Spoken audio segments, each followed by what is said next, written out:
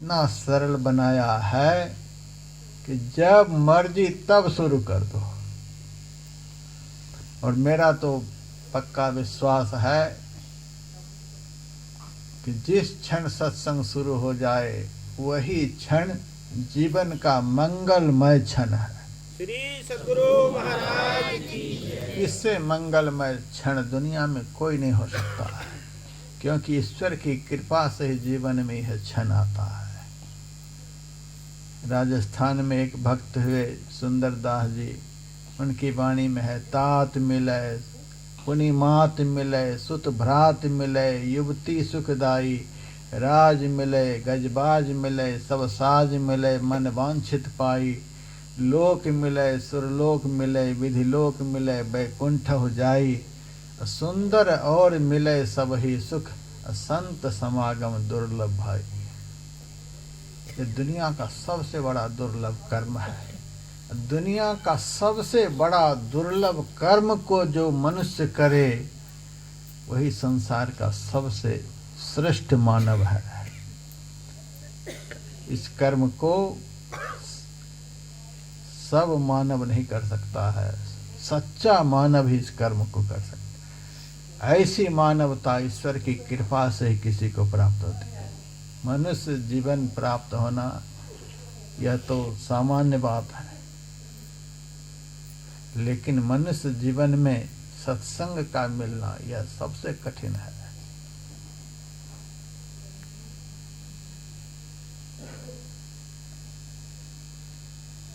ईश्वर की कृपा जिनके ऊपर होती है उसी मानव के जीवन में ऐसा सुअवसर प्राप्त होता है, मनुष्यत्व।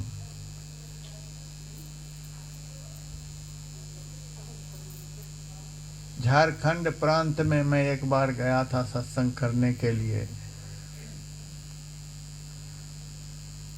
2-4 लड़के, शाम के समय में सड़क के किनारे टहल रहा था, तो आकर पूछता है, महाराज आप यहाँ किस लिए आए हैं?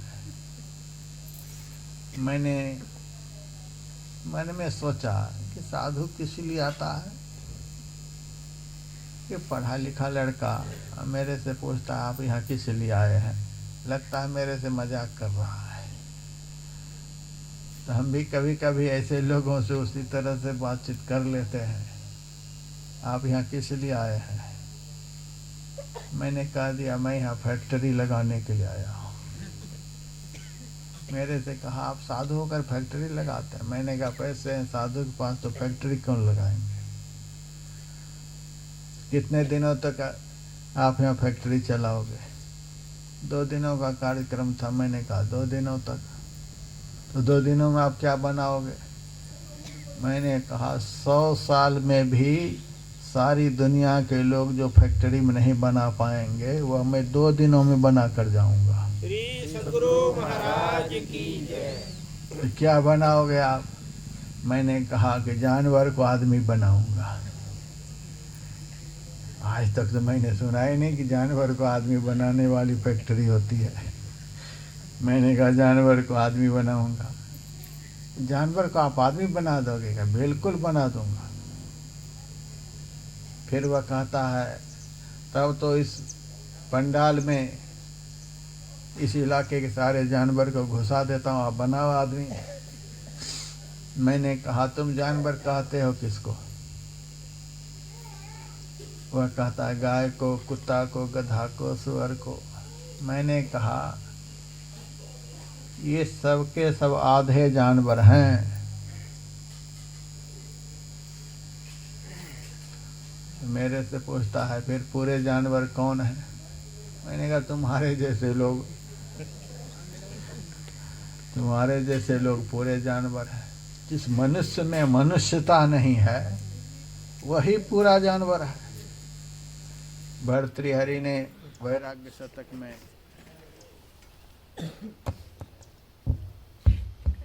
भर्तृहरि ने वैराग्य शतक में लिखा, येषां न विद्या न तपो न दानम न चापि शीलो न गुणो न धर्मः ते मर्त्यलोके भुवि भारभूता मनुष्य रूपेण मृगाः चरन्ति।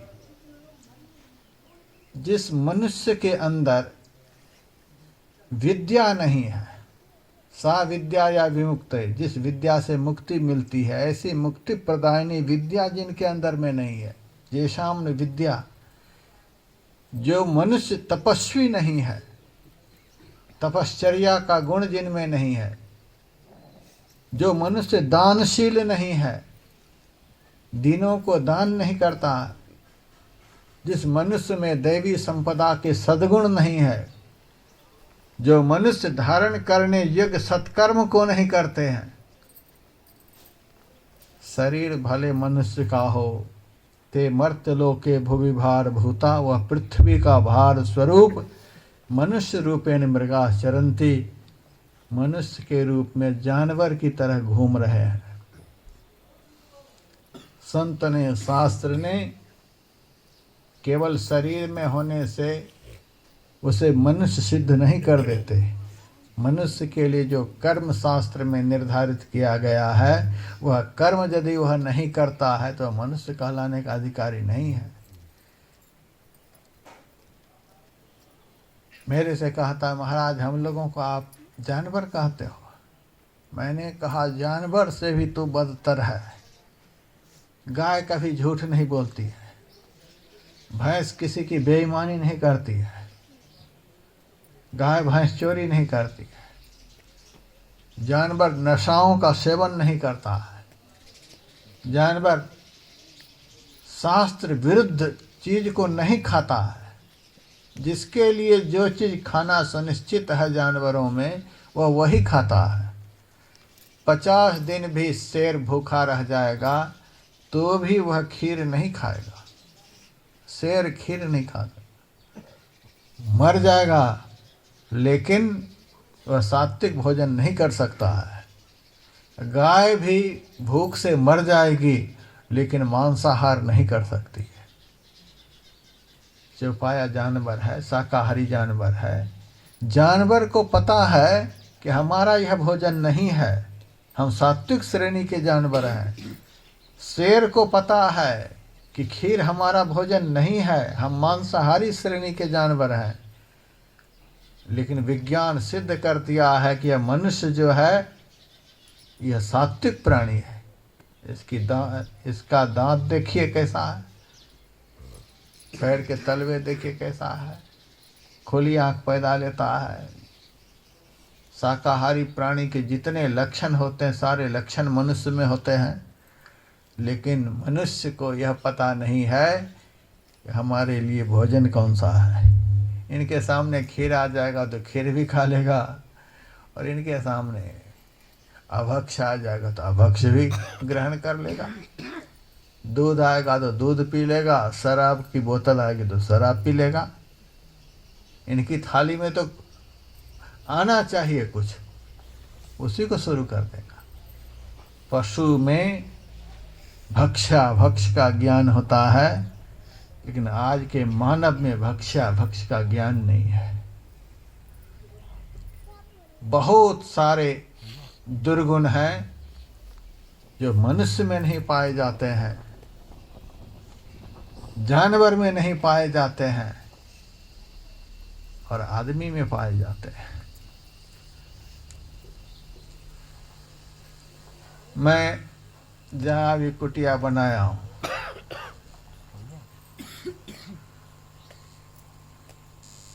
वहाँ आसपास में भालू भी रहता है, हिंसक जीव जंतु भी रहते हैं।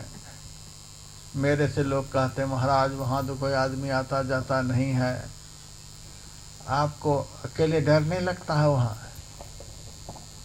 मैं कह देता हूँ, मुझे भालू का कोई डर नहीं है, मुझे बाघ सिंह का कोई डर नहीं है, तो आपको डर किसका लगता है? मैंने कहा, तुम्हारे जैसे आदमी के डर से हम जंगल में आए हैं। तुम्हारे जैसा आदमी ना मिल जाए कि जो आकर के महात्मा का भी सिर खाने लग जाए। आदमी से आदमी को डर है। आज बाघ का कोई डर नहीं है। बाघ से खतरनाक आज मनुष्य है, शेर से खतरनाक आज मनुष्य है, भालू से खतरनाक आज मनुष्य है। आज मनुष्य को मनुष्य का भय है, बाघ सिंह का कोई भय नहीं।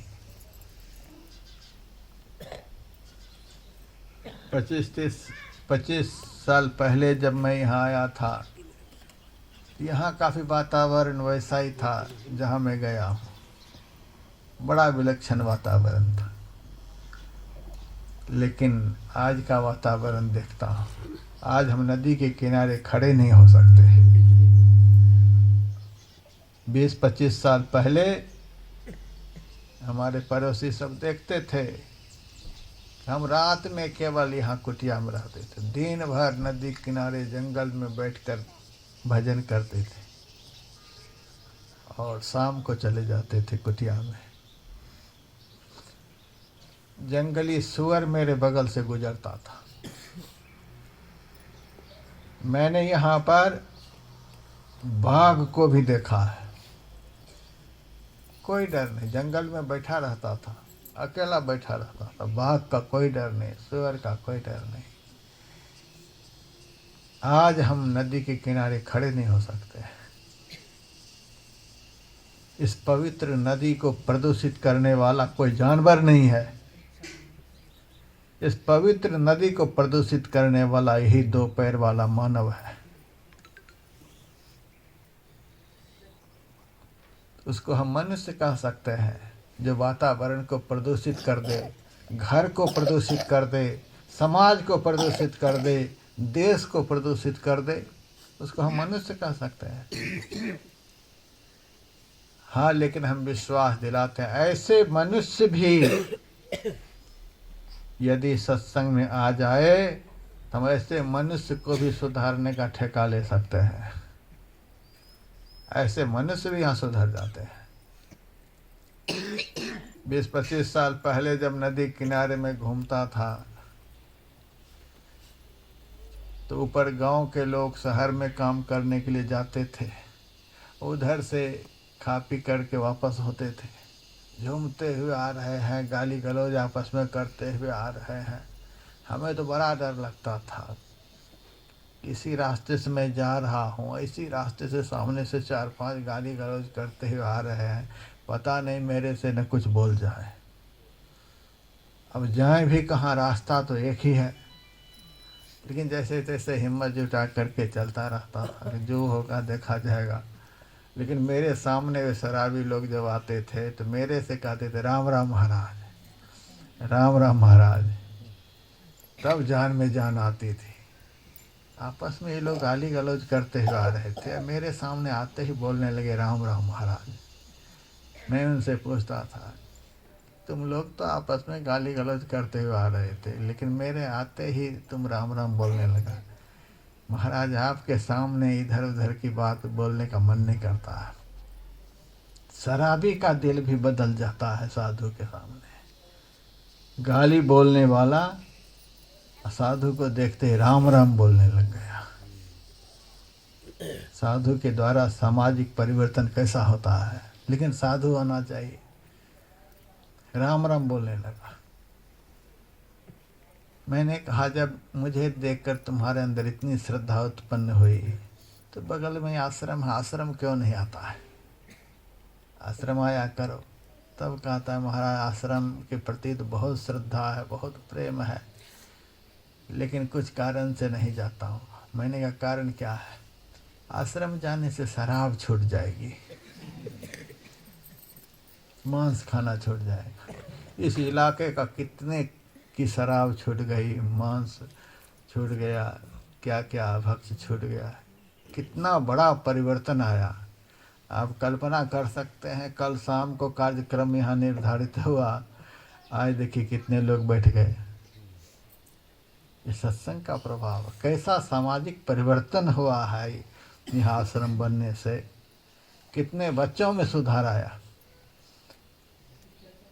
यहाँ जब मैं आया था, हमारे मुख्य यजमान के बेटे सब 3 साल 4 साल 5 साल के दिखाई देते थे।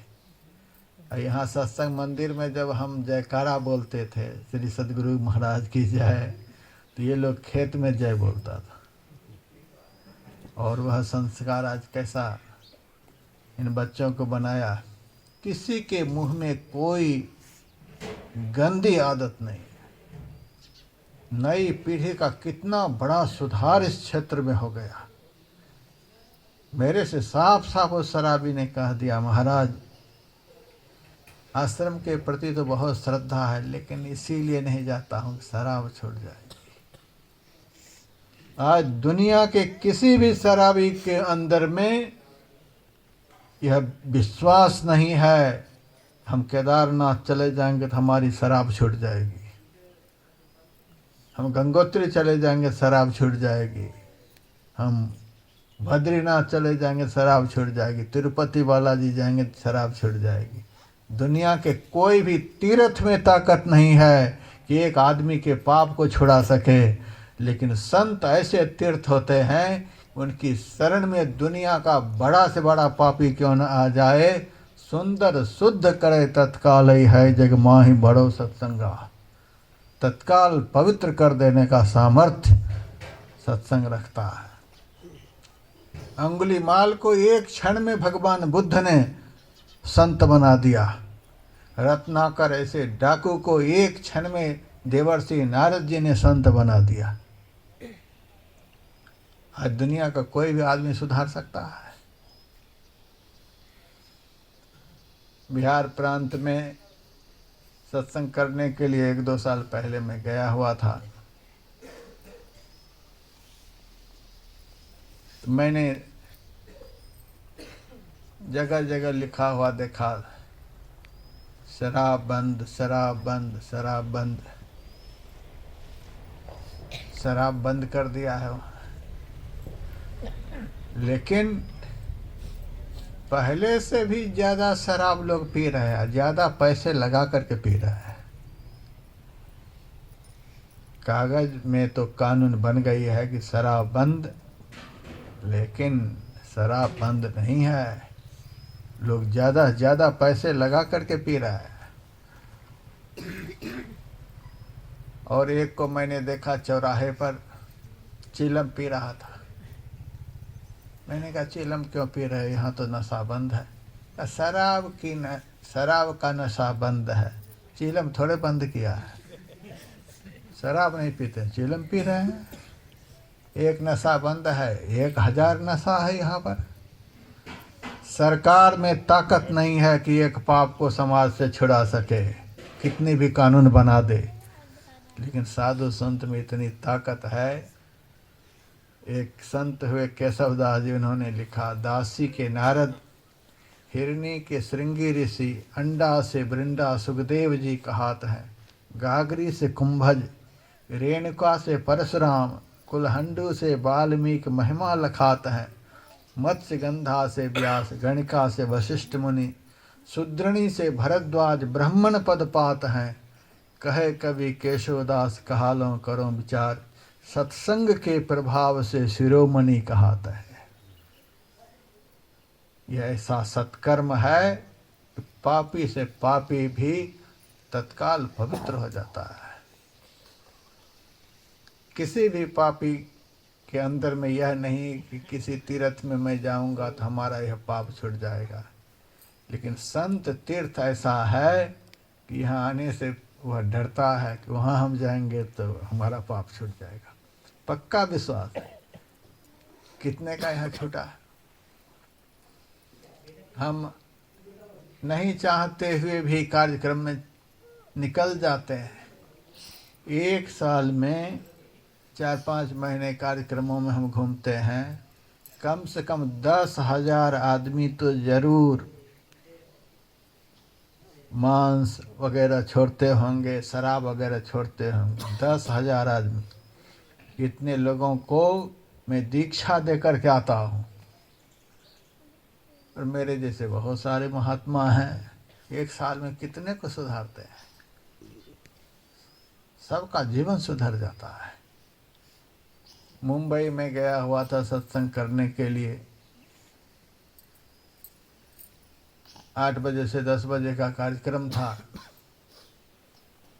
जब अपने निवास पर से पंडाल के लिए जा रहा था तो रास्ते में बैंक के सामने बहुत सारे लोग लाइन में खड़े थे। मैंने कहा सुबह सुबह सब लोग लाइन में खड़े हो, क्या बात है। महाराज मोदी जी ने 1000-500 के नोट बंद कर दिए हैं, उसी को बदलने के लिए यहाँ खड़े हैं। मैंने कहा बैंक तो खुलेगा 10 बजे, अभी तो 8 ही बजा है, अभी से क्यों खड़े हो? महाराज सवेरे से लग गए हैं, कहीं रुपए ख़त्म ना हो जाए मैनेजर के पास, इसीलिए सवेरे से लगे हुए हैं। मैंने कहा ठंड का मौसम है, काहे के लिए इतना परेशान हो? उन्होंने तो 50 दिनों का समय दिया है, किसी भी दिन बदल लेता। नहीं महाराज, पैसे की बहुत ज़रूरत है। मैंने कहा उन्होंने 1500 के नोट को बंद किए हैं, 100 के तो बंद नहीं किए हैं, 50 के तो बंद नहीं किए हैं, 10-20 के तो बंद नहीं किए हैं, इन सब से काम चला लो। नहीं महाराज, मैंने कहा कि 2 घंटे में बैंक खुलेगा, 2 घंटे सत्संग कर लो मेरे साथ बैठ कर के, चलो। तो कहता यहाँ खड़ा रहूँगा तो नोट बदल जाएगा, और वहाँ आपके पास बैठने से क्या बदल जाएगा? मैंने कहा अरे पापी आदमी, यहाँ तो खड़ा खड़ा मर जाएगा, 2 घंटे में बड़ी मुश्किल से नोट बदल जाएगा, और 2 घंटे आराम से मेरे पास सत्संग में यदि बैठ गया तो तुम्हारा जीवन बदल जाएगा। श्री सद्गुरु महाराज की जय। बैंक के सामने खड़े रहने पर नोट बदल जाएगा, लेकिन संत की शरण में जाकर के बैठेगा तुम्हारा जीवन बदल जाएगा, मन बदल जाएगा, स्वभाव बदल जाएगा, वृत्ति बदल जाएगी। आज देखिए खेरा मानपुर के यहाँ प्रधान जी कल दीक्षा लिए, किनके संसर्ग से?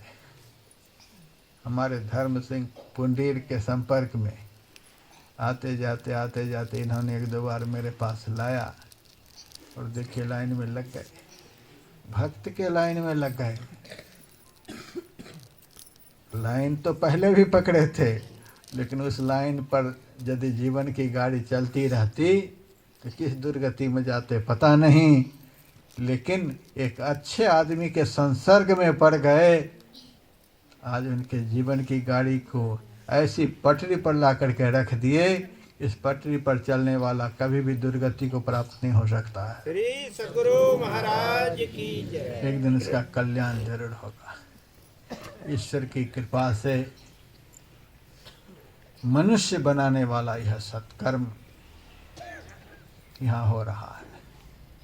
ईश्वर की कृपा से ही ऐसा मनुष्यत्व जीवन में आता है कि आदमी सत्कर्म करने के लिए बैठता है। मुमुक्षुत्वम, मोक्ष प्राप्त करने की इच्छा सबके अंदर नहीं होती है। घर में एक लड़का हो जाए, फैक्ट्री चल जाए, जमीन मिल जाए, दुकान चल जाए, दुनिया भर की इच्छाएं मन में उठती रहती हैं, लेकिन अपने कल्याण करने की इच्छा सबके अंदर में उत्पन्न नहीं होती है। मेरा कल्याण कैसे होगा, मेरा उद्धार कैसे होगा? कितने जिएंगे लोग? अब तो 100 साल से ज़्यादा कोई जी नहीं सकते हैं, आयु कमती जाएगी। जैसे जैसे कलयुग बढ़ता जाएगा मनुष्य की आयु कम होती जाएगी। कितने जिएंगे? लेकिन आदमी को यह पता नहीं है कि एक न एक दिन जब सांस रुक जाएगी तो जाएंगे कहाँ? क्या इसका प्रबंध नहीं कर लेना चाहिए? श्राद्ध कर्म के द्वारा हमें यह ज्ञान प्राप्त होता है कि शरीर मरता है लेकिन आत्मा अमर है। शरीर से आत्मा निकल कर कहीं चली गई है, उसी की शांति के लिए लोग श्राद्ध कर्म कराते हैं। उस कर्म के द्वारा आत्मा की अमरता का ज्ञान होता है कि शरीर को छोड़ करके जीव कहाँ जाता है, जहाँ जाने के लायक इस जीवन में उन्होंने अपने को बनाया है। तो मनुष्य जहाँ जाने के लायक अपने को बनाएगा वहीं जाएगा। 2 दिनों का सफ़र हम लोग करते हैं तो सारी व्यवस्था के साथ चलते हैं। यहाँ से लखनऊ जाने में हमको 1 घंटा लगेगा देहरादून से, और तो भी बहुत कुछ साथ में लेकर के चलेंगे। कि रास्ते में कोई दिक्कत ना हो जाए। घंटा 2 घंटा का सफ़र करते हैं तो भी व्यवस्था के साथ चलते हैं, अव्यवस्थित रूप से नहीं चलते हैं। ट्रेन से भी जाना होता है, 1-2 दिन का सफ़र होता है, व्यवस्था के साथ चलते हैं, रास्ते में कोई दिक्कत ना हो जाए। 1-2 दिन के सफ़र के लिए हम सारी व्यवस्था करके चलते हैं। घर के परिवार के लोगों को समझा बुझा करके चलते हैं। हम जा रहे हैं, इस काम को देखते रहना, इस काम को संभालते रहना, इस व्यवस्था को संभालते रहना, सबको समझा बुझा करके चलते हैं। लेकिन यह भी तो सोचना चाहिए कि एक दिन सबसे लंबा सफ़र होगा। जब इस शरीर को छोड़कर हम जाएंगे तो वह सफ़र कितना लंबा होगा। उस सफ़र के लिए व्यवस्था की कोई आवश्यकता नहीं है। किसी को समझा बुझा करके जा पाएंगे। एक क्षण का पता नहीं है कि कब यहाँ से जाना पड़ेगा। बेंगलोर की एक माई का शरीर पूरा हो गया, घर के लोग रो रहे थे। संयोग से मैं बेंगलोर गया हुआ था। घर के लोगों ने कहा, महाराज माई मर गई है, घर के लोग बड़े शोकित हैं, थोड़ी देर के लिए आकर के आप समझा दो। मैं चला गया, समझाया बुझाया, शांत हुए। उस माई के पति जो वृद्ध शरीर में थे उनको भी मैंने समझाया। उन्होंने कहा, हम सत्संग है महाराज, समझे हुए हैं, समझाने की कोई ज़रूरत नहीं, हमको कोई तकलीफ़ नहीं, ये मर गई, हमको कोई तकलीफ़ नहीं। लेकिन एक ही बात का दुख है। मैंने कहा, दुख किस बात का है? बता करके नहीं गई, कुछ बता ही नहीं, तुरंत चली गई। मैंने कहा, बता देती तो आप जाने देते, क्या बता देती हो? तब वह बूढ़ा बोलता है, बता देती किसके पास कितना रख करके गई, कह देती कम से कम इस बेटी के पास इतने, इस लड़के के पास इतने, इनके पास इतने, तो मैं बाद में सबकी उगाही करता रहता। बता करके नहीं गई। यही एक ऐसा सफ़र है कि आप बता नहीं पाएंगे किसी को। बगल में लोग बैठे रहेंगे बगल में, लेकिन आप बता नहीं पाएंगे कि मैं जा रहा हूँ। इतनी जल्दी जल्दी में यह सफ़र होता है, आप किसी को बता नहीं पाएंगे, किसी को समझा नहीं पाएंगे, किसी संपत्ति को सुरक्षित नहीं कर पाएंगे। एक क्षण में आंख बंद हो जाएगी और जाएंगे कहाँ कोई पता नहीं है। उस जीवन की भी व्यवस्था इसी जीवन में कर लेनी है। लेकिन लोग धुन में लगे हुए हैं। बुढ़ापे में भी लगता है कि हमें बहुत कुछ करके ही जाना है। बुढ़ापे में भी मन में नहीं होता है कि सिर का बाल सफ़ेद हो गया। अब तो बहुत बूढ़ा को भी देखता हूँ, रंग लेता है बाल को, ताकि यमदूत आ जाए तो हम कह देंगे कि अभी हम नहीं बूढ़े हुए हैं, अभी देख लो। यमदूत को भी चकमा देने का प्रयास करता है, लेकिन उनको सब पता है ये नकली सब काम हो रहा है। दांत नया लगा लोगे तो क्या जवान हो जाओगे? उनको सब पता है। इतनी जल्दी का सफ़र है, इतना लंबा सफ़र है, उसके लिए कोई व्यवस्था नहीं। उस दिन के लिए जो सोचता है उसी को सच्चा मानव कहते हैं।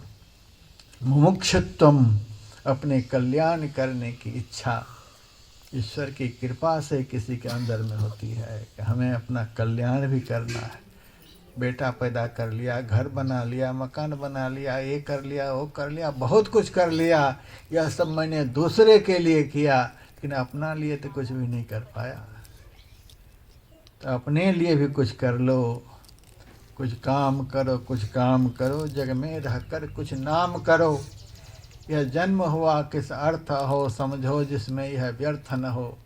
कुछ काम करो, कुछ काम करो, जग में रहकर कुछ नाम करो। अपने लिए भी तो कुछ करो। दिवाली का त्यौहार अभी समाप्त हुआ है। दिवाली का त्यौहार आ गया था। संत कबीर साहब अपनी कुटिया में बैठे हुए हैं। रोज वे दीपक जलाते थे अपने कुटिया में, लेकिन दिवाली के दिन तो दीपक बुझा दिए। सब दिन तो कम से कम छोटा सा दीपक जला लेते थे थोड़ी देर के लिए, लेकिन दिवाली के दिन वो भी बुझा दिए। भक्त लोग गए मिलने के लिए, महाराज आज दिवाली है, आज दिवाली है, आपकी कुटिया में तो बिल्कुल अंधेरा है, दीपक नहीं जलाए। दीपक तो मैंने आज बुझा दिया है, दिवाली के दिन दीपक बुझा दिए। अरे मूर्ख, सदा दिवाली संत की, आठों पहर बसंत। तुम लोगों की दिवाली तो साल में एक दिन के लिए होती है, आँख के झपकते ही वो दिवाली का त्यौहार समाप्त हो जाता है। लेकिन हमारे जीवन की दिवाली तो 24 घंटे, जो सदैव आत्म प्रकाश की अवस्था में रहता है उनके लिए 24 घंटे दिवाली का त्यौहार है। तुम्हारी दिवाली साल में एक बार। और सुन लो, करोड़ों दीपक जला लोगे, उस दीपक के प्रकाश से आत्मा प्रकाशित नहीं हो सकती है। शरीर भले प्रकाशित हो जाएगा, तुम शरीर नहीं हो। तुम्हारा घर भले प्रकाशित हो जाएगा, लेकिन तुम तो शरीर के अंदर में रहने वाले। तुम आंख बंद करके देखो, एक भी दीपक जल रहा है, घोर अंधकार में पड़े हुए हो। अपनी आत्मा को प्रकाशित करो। सत्संग करने से, भजन करने से आत्मा प्रकाशित होती है। इसलिए कबीर ने कहा, अपने घट दिया ना बारू रे, अपने हृदय रूपी घर में दीपक जलाओ। जिस घर में तुम रहते हो, इस घर में तो तुम्हारा शरीर रहता है। करोड़ों दीपक जला लो, लेकिन आत्मा प्रकाशित नहीं हो सकती है। अपने अंदर में प्रकाश करो, तो अपने कल्याण के लिए भी जो कुछ करता है उसी को सच्चा मानव कहते हैं। और तीसरा, महापुरुष संश्रय, महापुरुष का संग ईश्वर की कृपा के बिना प्राप्त नहीं हो सकता है। जल्दी जल्दी में यह आयोजन आयोजित हो गया, लेकिन यह बहुत बड़ा आयोजन है। इस आयोजन को भगवान राम भी करते थे। रामायण को पढ़कर देखिए, भगवान राम भी सत्संग करते थे। आप भागवत पढ़कर देखिए, भगवान कृष्ण भी सत्संग करते थे। आप शिव पुराण पढ़कर देखिए, भगवान शिव भी सत्संग करते थे। जिस कर्म को भगवान करे, उससे बड़ा कर्म क्या हो सकता है। हम मानव आज बड़े भाग्यवान हैं कि उस कर्म को कर रहे हैं जिस कर्म को भगवान करते थे। जो कर्म भगवान करे, उससे बड़ा कर्म कौन हो सकता है। सबसे बड़ा कर्म है, और सबसे बड़ा कर्म को जो करेगा उनको सबसे बड़ा फल भी मिलेगा। हीरा का व्यापार जो करेगा उसको कैसी आमदनी होगी। एक दो भगत सुनाने के लिए आए थे कि देहरादून में किसी ज्वेलरी के दुकान में डाका पड़ गया, 25-26 करोड़ का माल लेकर के चला गया। अब सोना का व्यापार करने वाले के पास देखिए कितना माल था, 25-26 करोड़ लेकर के गया। फिर भी कुछ न कुछ तो रहा ही होगा उनके पास। और जो चावल गेहूँ बेच रहा है, उनके गला में कितना मिलेगा। 1 करोड़ का भी माल मिलेगा? नहीं मिलेगा। जितना बड़ा काम करेगा उतना बड़ा उनके पास में धन होगा। तो जो बड़ा काम करेगा उनके पास बड़ा वैभव होगा। यह सत्संग रूपी सत्कर्म इतना बड़ा सत्कर्म है कि भगवान भी करते। दुनिया का सबसे बड़ा सत्कर्म है, इसीलिए इस कर्म का फायदा भी सबसे बड़ा होता है। सबसे बड़ा फल भी इस कर्म के करने से होता है। दुनिया का सबसे बड़ा फलदायक कर्म हुआ। मेरा कार्यक्रम होते रहता, कहीं 7 दिनों का, कहीं 3 दिनों का, कहीं 2 दिनों का। यहाँ पर 1-1.5 घंटे का कार्यक्रम हुआ।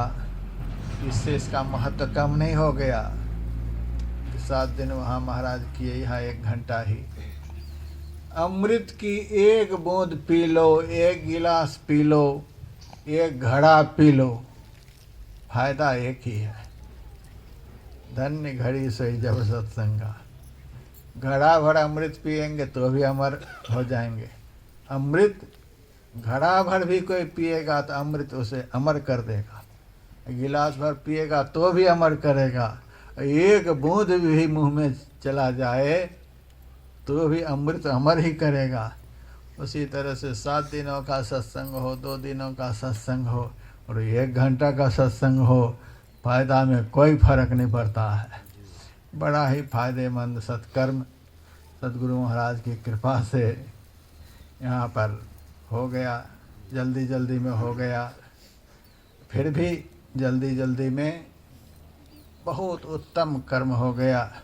मैं इस परिवार के लिए बहुत बहुत शुभकामना करता हूँ, मंगल कामना करता हूँ। मैं तो मस्ती में बोलता हूँ, घड़ी वगैरह कम ही देखता हूँ, बोलते जाता हूँ। बड़ा आनंद आता है सत्कर्म की बात सुनाने में, लेकिन मुझे जल्दी जल्दी में तैयार होकर के कानपुर के लिए रवाना भी करना है, इसीलिए जल्दी जल्दी में समाप्त कर रहा हूँ। समय 12 से ऊपर ही हो गया। बहुत बहुत शुभकामना आयोजक परिवार के लिए, इनके सारे भाइयों के लिए। सब भाई जमा हो गए और जितने धर्म प्रेमी यहाँ करके बैठे हैं उनके लिए भी बहुत बहुत शुभकामना, मंगल कामना। यह सत्कर्म शुभकर्म आप लोग सारे जीवन करते रहें। जीवन और जन्म धन्य बन जाएगा, सफल बन जाएगा। ओम शांति शांति।